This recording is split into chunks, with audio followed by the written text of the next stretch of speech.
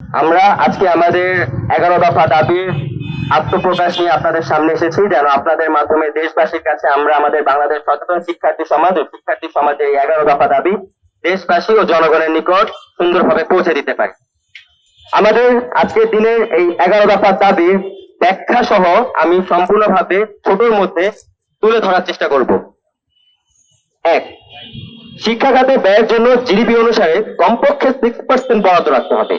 সেই সাথে এই বরাদ্দ ব্যয়ের সম্পূর্ণ হিসাব জনগণের সামনে ওয়েবসাইটের মাধ্যমে তুলে ধরতে হবে। ইউনেস্কোর পরামর্শ অনুযায়ী একটি দেশের জিডিপির কমপক্ষে 6% শিক্ষা খাতে ব্যয় করা উচিত, অথচ বাংলাদেশের মাত্র 1.69% শিক্ষা খাতে বরাদ্দ দেওয়া হয়, যা প্রতি বছর দিন দিন আরো কমে যাচ্ছে। শিক্ষাক্রমে যা প্রতিশ্রুতি অনুযায়ী যে ধরনের অবকাঠামো, প্রযুক্তিগত আয়োজন, শিক্ষক নিয়োগ সহ সামগ্রিক আয়োজন নিশ্চিত করার কথা বলা হয়েছে, তার জন্য পর্যাপ্ত অর্থ বরাদ্দ দরকার। এই অর্থের যোগান কোথা থেকে আসবে শিক্ষাক্রমের রূপরেখায় কিংবা সরকারের পক্ষ থেকে এই বিষয়ে কোনো আলোচনা নেই। 1993 সালে ডক্টর কুদরতে খোদা কমিশন শিক্ষা খাতে জিডিপির মোট 7% বরাদ্দ করার সুপারিশ করে।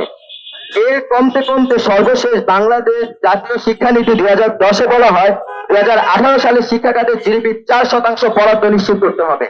2023-24 অর্থ বছরে শিক্ষা ও প্রযুক্তি খাতে বরাদ্দ করা হয় 1,04,137 কোটি টাকা, যা মোট বাজেটের 13.7%। সেই হিসাবে বাজেট কমেছে 1%, 16 টাকার অঙ্কে বরাদ্দ বাড়লেও শতাংশ হারে এর মুদ্রাস্ফীতি বিবেচনায় গত অর্থ বছরে বরাদ্দ কমে গেছে। এই কারণে আমাদের শিক্ষার বরাদ্দ 6% বা ইউনেস্কো অনুযায়ী 6% এর কাছাকাছি বরাদ্দ নিশ্চিত করতে হবে। বাংলাদেশের জিডিপি শিক্ষা খাতে 1.69%, যা অন্যান্য দেশের তুলনায় খুবই সামান্য এবং নগণ্য।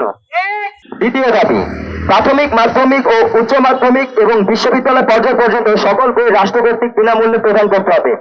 শিক্ষার বেসরকারীকরণ, বাণিজ্যকরণ, সংকোচন ইত্যাদি বন্ধ করতে হবে। টাকা যার, শিক্ষা তার, এই চিন্তা চেতনায় বিলুপ্ত করতে হবে।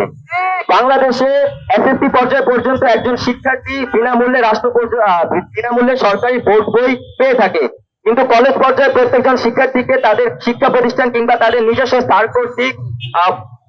স্থান কর্তৃক বলা হয় কোন লেখকের বই ভালো, কোন লেখকের বই পড়া উচিত। ভার্সিটি লেভেলে আমরা এগুলো সব দেখে থাকি।